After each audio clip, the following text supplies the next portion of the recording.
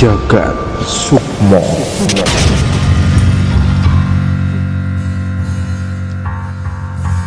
Halo warga-wargi Jagat Sukmo, kembali lagi di channel kita dalam segmen Teror Temuan Horor.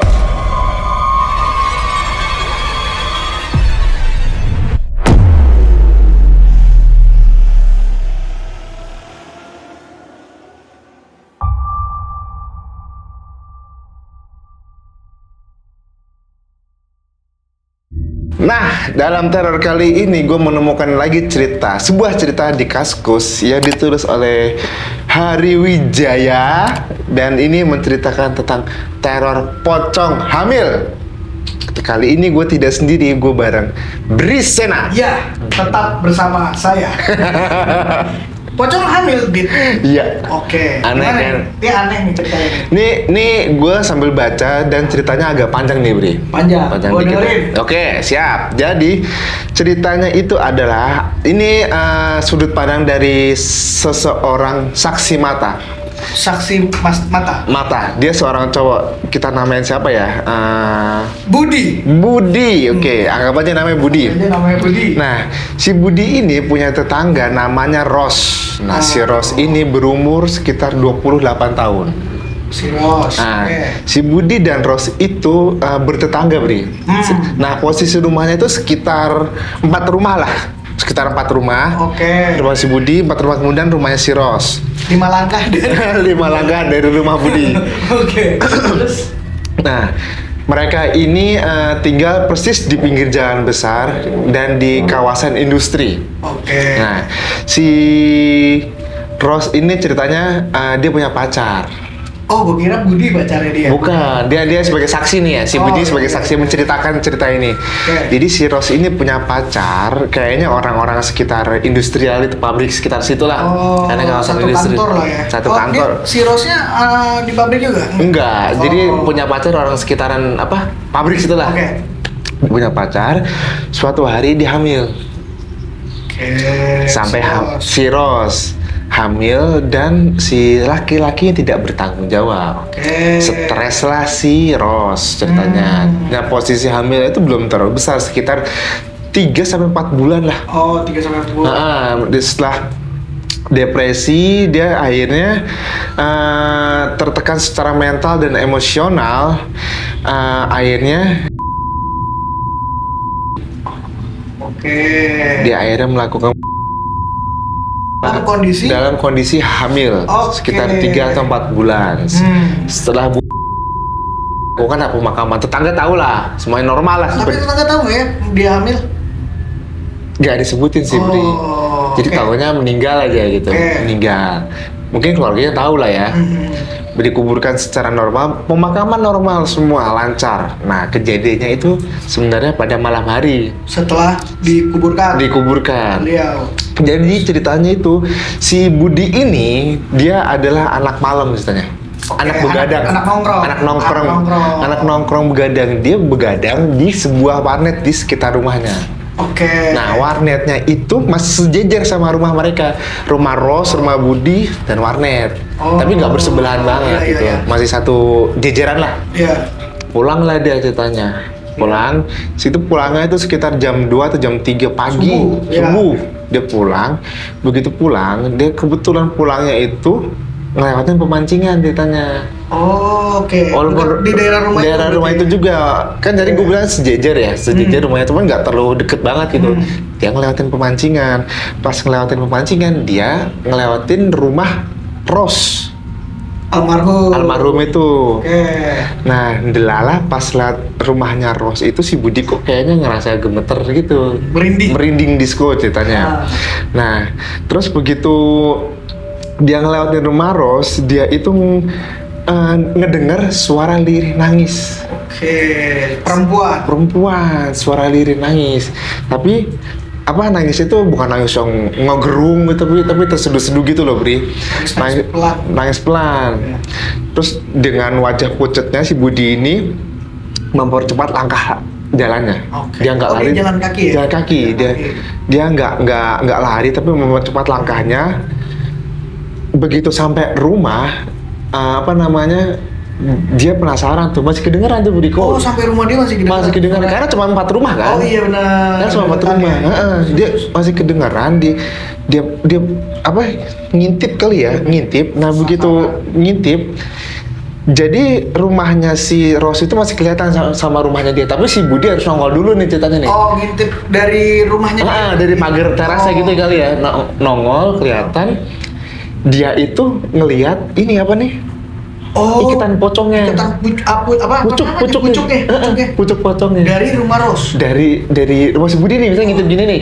Ini ada tembok nih ceritanya nih. Oh. Kalingan tembok gitu, kalingan tembok. Iya. Tapi cuma kelihatan ininya nih. Iya, nanti kita bikin ilustrasinya. Iya, boleh. Biar Cuma kelihatan pucuknya. Dia bilang begitu dia ngeliat dia kaget tuh. Terus? Cuma dia bingung itu apaan gitu kan malam-malam dini hari kan. Sambil ada dengar suara tangisan itu juga sambil dengar suara lirih tangisannya itu. Nah, itu tuh kata si Budi, dia bilang itu teror pocong yang menurut dia itu masih biasa. Masih biasa. Dan ternyata setelah itu ada teror-teror lainnya. Oh. Gitu, itu versi Budi yang pertama versi tuh. Budi. Ada berapa versi nih? Ada tiga versi kalau nggak salah deh gue baca nih ya. Oke. Sambil baca ya teman-teman ya. Selanjutnya? Nah, itu versi Budi. Ya. Terus yang kedua itu adalah versi keluarganya. Keluarga siapa? Keluarga almarhum, keluarga si Ros. Oke, gimana? Jadi kejadiannya justru malah malamnya juga nih. Malam hari penguburan setelah pemakaman kan masih kumpul keluarga nih. Masih kumpul keluarga ceritanya. Nah, jadi keluarganya itu lagi pada kumpul semuanya. Lagi tidur, ada yang tidur di lesehan pakai karpet tuh tidurannya. Iya. Nah, terus ada satu anak namanya itu Ana. Nah, tengah malam itu si Ana nih kebangun nih. Dia tidurnya di sofa Ana ini. Oke. Tidur di sofa kebangun karena dia dengar suara tangisan lagi di luar. Oke. Nah, ini kan posisinya di rumah Ros ya. Iya. Ada ibu bapaknya. Nih si Ana ini kebangun terus dia dengar suara itu tangisan itu, terus akhirnya dia ngebangunin ayahnya sendiri. Si Ana ini ngebangunin ayahnya. Terus ayahnya si Ana ini ngebangunin ibunya Ros. Ibunya si Ros. Ngebangunin. Ibunya Ros bangun, dia bilang gini, ada suara tangisan. Begitu si ibunya Ros tahu, itu siapa yang nangis kok? Bukan Ana gitu. Ayahnya kan nggak tahu, Ananya belum masuk kamar nih, masuk kamar ibunya si Ros. Itu siapa? Ana bukan. Coba dilihat di luar, nggak taunya. Oh, suara dari luar. Dari luar. Ternyata ibunya itu tahu suara tangisannya. Oh, dia kenal dong suara tangisan anak. Suara anaknya. Ternyata suara anaknya, tapi di luar posisinya. Si ayahnya Ana ini ngasih tahu. Jadi ibunya harus keluar kamar. Mau keluar, mau bukain pintu ceritanya Budi. Mau lihat siapa sih yang nangis gitu. Dia tahu nih, maksudnya mau dibukain biar masuk gitu. Si ayahnya Ana ini nggak boleh. Bu, jangan dibuka pintunya. Si Ananya ketakutan ceritanya. Si ayahnya ini bilang jangan dibuka, tapi ibunya Rosnya sambil nangis, "Nak, kamu mau apa?" Gitu. Dan suara dari luar itu ngomong gini. Oh, dijawab? Dijawab. Dia ngomong gini, "Bu, bukain. Ros di luar kedinginan." Tapi naluri ibu ya. Nah, tapi nggak takut ibunya. Tetap iyalah, kan anak sendiri. Suaranya suara anak sendiri. Iya sih, pasti sedih sih. Pasti ada sedih dan ada kangen lah. Walaupun gimana juga ya. Sudah tahu kenyataannya pasti kan ada aja. Iya, akhirnya. Terus akhirnya dibuka nggak sih? Dibuka. Terus? Begitu dibuka, nggak ada orang. Tapi dia begitu dibuka pintu langsung angin kenceng, bush. Itu loh, kayak ada yang masuk. Oh. Itu dari versi keluarga. Ya, orang tuanya sendiri malah nggak bakal takut lah ya. Iya. Anak kandungnya sendiri lah. Benar. Nah, terus kalau bisa mah ada aja di situ kali ya. Oh iya, dia pengennya begitu. Iya, pengennya gitu ya. Terus ada versi lagi dari tukang mie ayam. Nah, ini versi tukang mie ayam. Ini tukang mie ayam ini jalurnya itu melewati rumahnya Budi, rumahnya Ros, dan warnet yang biasa Budi tongkrongin. Ya. Suatu hari itu emang rutin dia lah situ malam, dini hari. Oh, malam-malam juga tuh mie ayam karena kan kawasan industri, Bri. Oh. Dia nyari duitnya malah ramenya pas malam itu. Ya, benar-benar. Ngelewatin rutin lewat situ, suatu hari Budi main di warnet, nongkrong lagi nih. Nah, sekitar jam 2 atau jam 3 tuh memang anak-anak warnet temennya Budi itu kalau ada mie ayam itu jam-jamnya lapar tuh. Makan. Pasti beli ya. Beli. Ini kok udah berapa hari nih? Nggak lewat Bri. Udah suatu hari ketemulah, tapi akhirnya dia ke warnet itu juga tuh. Oke. Ketemu, beli, ditanya lah, Mas kemana aja kok udah lama nggak jualan? Dia bilang gitu. Saya jualan, cuma saya nggak lewat jalur biasanya, saya muter pabrik. Dia bilang muter jauh. Jadi saya ngandelin orang-orang pabrik yang shift malam, dia bilang gitu. Apa tuh supaya tetap ada yang beli. Saya nggak mau cerita sekarang katanya gitu. Akhirnya didesek lah sama anak-anak warnet nih. Gitu ya? Termasuk si Budi nih desek. Kenapa sih Mas ceritanya? Akhirnya si tukang ayam cerita. Saya waktu lewat rumahnya almarhum Ros, saya ngelihat Ros. Di mana? Di depan rumahnya Ros, sambil ini nangis sendiri. Oh, Mak pakai baju apa tuh? Pakai pocong. Oh, Jadi, dia berbentuk pocong, tapi dia bilang mukanya nggak serem, mukanya nggak hancur, nggak apa, cuman ada kapasnya masih nyangkut di hidung. Dan mukanya putih, tapi perutnya hamil. Makanya di situ dibilangnya pocong hamil. Gitu, di situ dia Makanya tukang mie ayam nggak berani lagi lewat situ. Semenjak saat itu dia nggak berani. Akhirnya ditinggal lah gerobak mie ayamnya itu, dia lari buru-buru ke arah tukang nasi goreng. Terus? Jadi sebelumnya tuh ada tukang nasi goreng. Dia nongkrong, misalnya dia cerita, Bang, saya saya ngeliat pocong. Akhirnya begitu ngomong cerita lah si tukang mie ayam ini ke tukang nasi goreng, diajak ke tukang nasi goreng suruh ngambil gerobaknya. Minta temenin. Pas udah kesono nggak ada tukang pocong, udah nggak ada. Tukang nasi gorengnya, justru tukang nasi gorengnya yang ngambilin gerobaknya. Oh, si tukang mie ayam nggak berani. Dia nggak berani, agak jauh kali dia yang ngambilin tukang nasi gorengnya. Balik lah ke baik lagi lah intinya gitu. Itu dari versi tukang mie ayam. Sejak saat itu tukang mie ayam nggak pernah gitu. Nggak pernah situ. Oke. Makanya dicariin sama anak-anak warnet. Terus ada versi selanjutnya itu dari versinya Pak RT. Oh, Pak RT setempat. Kena juga. Jadi Pak RT itu umurnya udah sekitar 60-an tahun katanya. Cuman masih seger lah. Masih sehat. Waktu Ros meninggal, dia itu yang membantu seluruh prosesi dari pemandian jenazah. Ngurusin mayat dah sampai dipemakamin. Suatu hari si Pak RT itu punya anak cewek. Dia begadang malam. Dia begadangnya di rumah. Dia lagi dengerin musik lah pakai headset malam hari. Tiba-tiba dia suara dengar ketukan pintu. Itu tengah malam. Turun lah, jadi dia di lantai 2 anaknya. Kamar lantai 2 turun, diketok-ketok, kok diintip kok nggak ada gitu. Jadi misalnya ngetok tok dia langsung ngintip gitu loh, Bri. Nggak ada tapi. Jadi kan langsung seketika gitu kan ya. Itu nggak ada. Kosong, udah dia masih positif tinggi. Kalau normalnya kalau orang kan pasti kelihatan lagi lari, atau kalau emang iya ada ya ada gitu wujudnya. Jadi dalam waktu sekian detik itu nggak ada 1 detik dia bilang udah nggak ada, udahlah. Dia masih positif thinking. Naiklah ke atas, dia jalan ke atas. Suara dengar ketokan lagi. Begitu ketokan lagi, ayahnya keluar, Pak RT itu keluar. Pak RT keluar, terus kata si anaknya ini, ya nggak ada orang katanya. Nggak ada orang nih, tadi udah aku lihat nggak ada orang.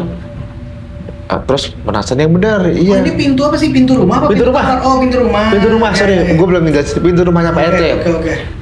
Diketok nggak ada ya, udah akhirnya begitu anaknya balik lagi, si Pak RT juga mau balik ke kamarnya, tiba-tiba suara ketokan lagi. Si anaknya ngomong gini lagi, itu kayaknya suara pipa di atas. Soalnya karena dia pakai headset kan, sambil pakai headset. Pak RT nggak percaya. Didengerin lah. Tapi suara ketokannya itu bukan suara ketokan tangan gini, Bri. Tapi suara katanya bisa tok gitu ya. Tapi suaranya cuma sekali. Duk. Berseling. Duk. Pakai kepala tuh. Ternyata pas diintip itu nggak ada.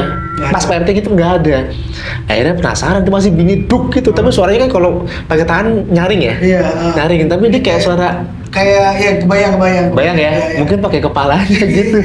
Nah, nggak ada. Penasaran nih Pak RT nih, diintip dari lubang kunci. Diintip dari lubang kunci, dia cuma ngelihat kain putih di depan pintu rumahnya. Kain kafan. Gue merinding. dia ngeliat kain putih, dan situ kaget ya. Dari situ dia kaget, akhirnya Pak RT pergi. Pokoknya bilang ke anaknya, jangan buka pintu sampai pagi, sampai terang. Dan itu sampai pagi masih bunyi. Bunyi terus. Iya, lu bayangin. Kenapa sih Ros nyamperin Pak RT? Nggak tahu, itu nggak ditemuin jawabannya. Oh gitu. Nggak ditemuin jawabannya. Akhirnya semenjak Pak RT diteror lah, bukan diteror, digangguin itu, warga udah pada tahu nih. Karena ya RT kan, begitu tahu warga takut lah. Warga sekitar itu tuh takut tuh. Pocong dong ya. Jadi teror pocong. Harusnya kan biasa ada tempat anak-anak nongkrong di situ kan, karena kawasan industri jualan tuh itu sepi. Sepi total. Takut ya. Nah, karena sepi total itu, akhirnya suatu hari terjadilah tindak kriminal di sekitaran rumah Budi dan Ros itulah. Apa tuh, maling apa gimana? Begal. Terus ada korbannya, tapi korbannya bagusnya nggak meninggal, cuma diambil harta bendanya aja. Karena kejadian seperti itu justru malah adanya kasus pencurian apa segala rupa gitu. Akhirnya si Pak RT bilang gini ke warganya, kita nggak usah takut lah. Iya.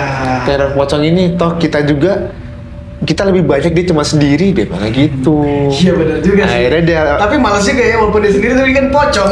itu dia, tapi akhirnya malah jadi kriminal. Iya. Jadi ada kejahatan di sisi yang lain. Akhirnya di sounding ke seluruh warganya itu, ya udahlah, kita tetap normal aja. Toh juga tetap nongkrong. Kalau mau jualan tetap jualan, silakan. Iya. Akhirnya endingnya mereka tetap kembali normal. Oh, akhirnya pocongnya hilang sendiri. Tetap ada, cuman nggak se-ekstrim. Ikutan nongkrong.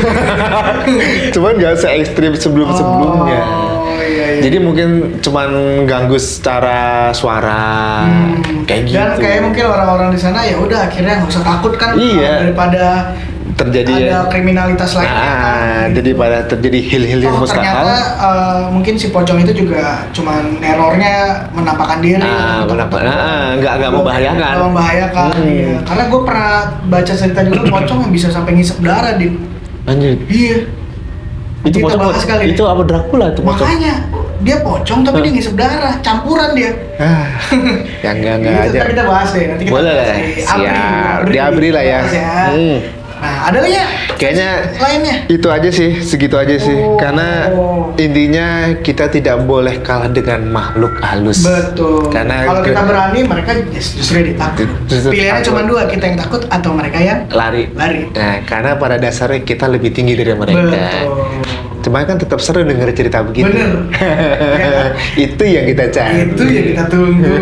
Ya. Makanya kita nunggu ini. Kita dari kalian yang sekiranya mau berbagi cerita nih sama Jagat Sukmo, Wargi, boleh langsung aja kirim di DM Instagram kita. Sini. Atau email juga boleh sini. Juga. Atau komen langsung cerita panjang lebar di kolom komen juga boleh ya. Yang penting kalian berbagi sama kita cerita horor biar kita nanti bisa ceritain juga ke warga-wargi lainnya. Iya, siap. Terima kasih sudah menonton. Semoga teman-teman suka. Share, like, dan komen supaya kita tetap terus semangat bikin video-video selanjutnya buat kalian semua. Oke, sampai ketemu lagi di video selanjutnya. Dan sampai jumpa. Bye-bye. Sampai jumpa.